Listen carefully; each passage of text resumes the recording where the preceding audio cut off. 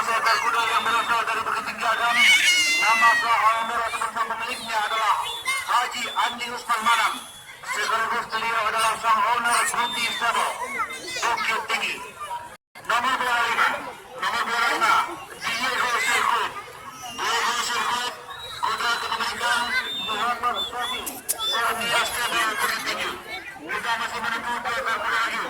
Di kejauhan kita lihat inilah dua ekor kuda yang berasal dari kota Payakumbuh Kabupaten Tinggi Kota.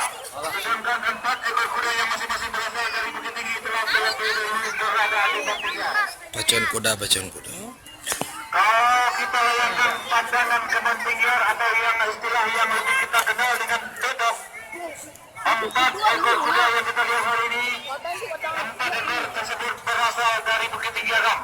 Sedangkan yang kita lihat di perjalanan tengah menuju Montinggiar itu berasal dari Payakumbuh Kabupaten 50 Kota.